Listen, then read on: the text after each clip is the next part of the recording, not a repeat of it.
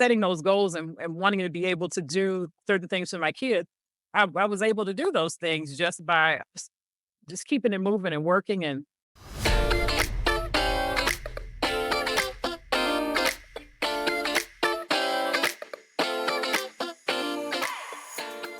I'm a creative person, so I've been a musician and I write, but the music part has been a very big part of my life since I was a young child.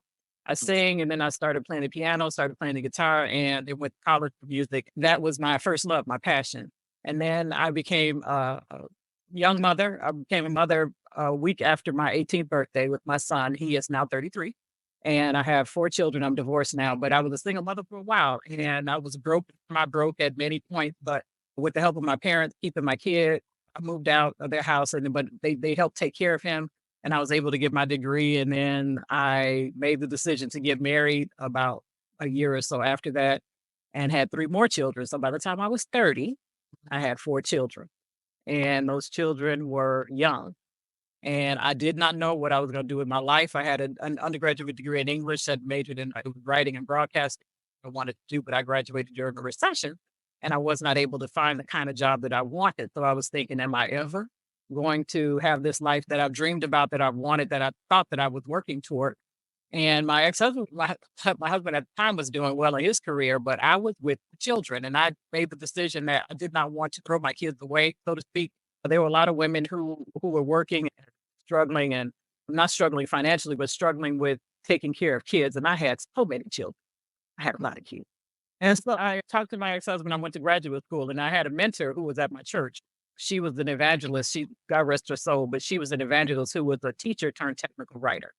And she told me, I said, I don't know what I want to do. She said, because I was a marketing communications writer at the time and there wasn't a lot of money in and the field was oversaturated with people who were doing the same thing. And I was like, you know what? I need to do something different. And she said, "But you can do technical writing because that adds a little bit of money." Which she said, but anything that has anything to do with computers, that's what you want to do. And this was 1997 when she told me. So I went to IIT where she had gone for her certificate in technical writing years ago. And I found out that they had developed that program into a master program in technical communication, information design, and human computer interaction.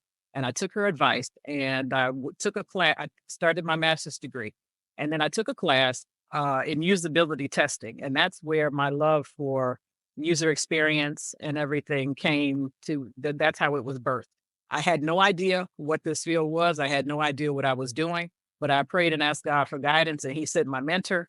And I went to that school and I went to IIT. And then that's when everything just really started to shift and change. And I thought, you know what? I can actually, I enjoy this. I can actually do this for a living. And it was just a natural extension of who I am. I love to talk. I love to interview people. And and so user experience is a very new field. I've been working in the field for 22 years and I'm a UX director and I have my own company. And so the technology has just changed so much. Back then we were called webmasters and we did everything for the 8, 9 page sites that we built.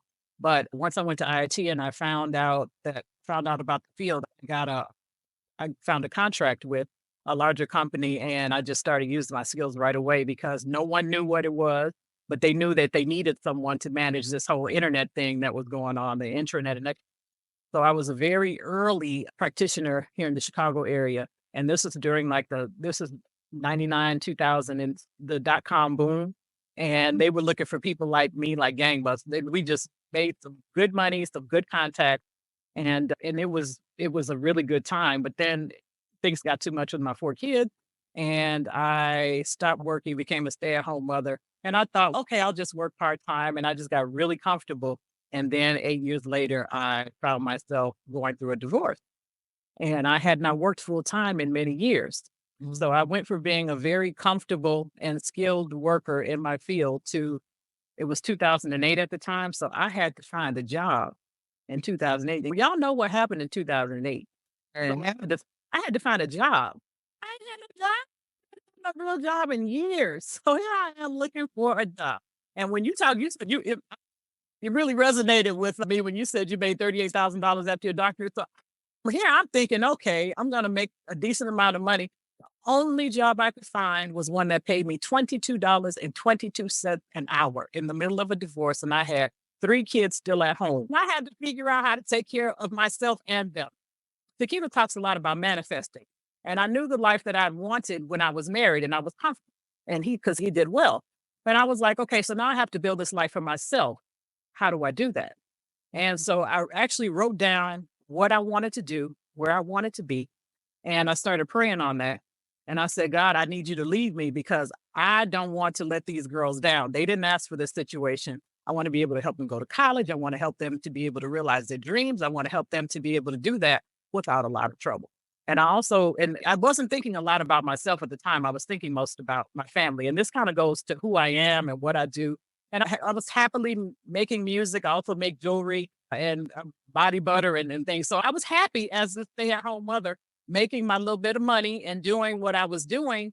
But that wasn't enough to take care of these kids. I started looking for a job and I was like, Lord, guide me. So he guided, he took me from that $22.22 an hour job. And then then I got a job as a manager. And then I met my mentor, who was a Caucasian male. And I was working there's a lot of conversation around disparity in salary with Black women and then men.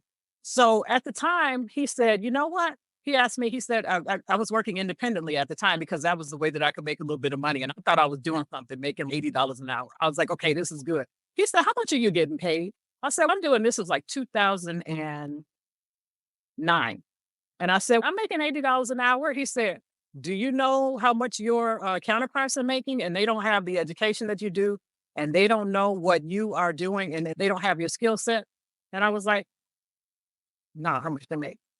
And pretty much they were making twice what I was making. So obviously he became my mentor and he helped me to earn that and more. And he gave me also the courage and inspired me to start my own business.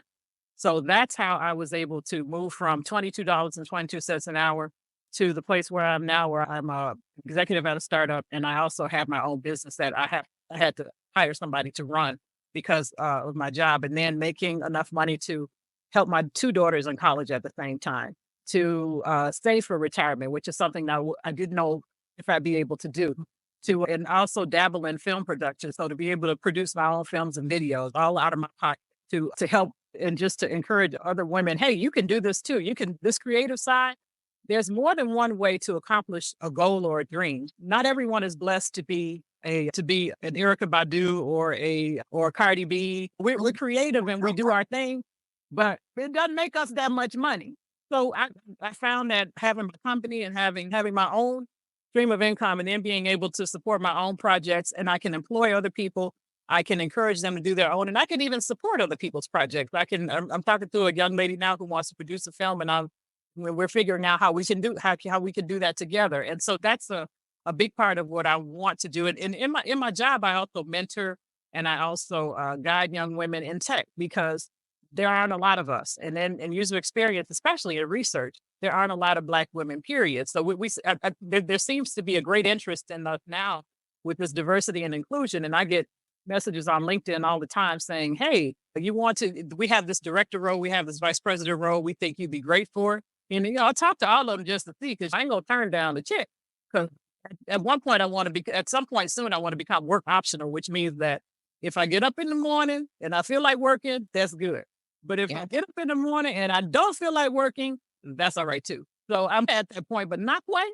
So that's what I like to do. But going back to setting those goals and wanting to be able to do certain things for my kids, I was able to do those things just by just keeping it moving and working and having the job and having the business. And then I was like, you know what? I want to have the business full time. So there was a point where I had the business full time, but then things shifted financially. So I was like, let me go back and get this job. Because when you make a certain amount of money, you're used to making that money and you really don't want any disruption in that at all. Just you do what you need to do to balance.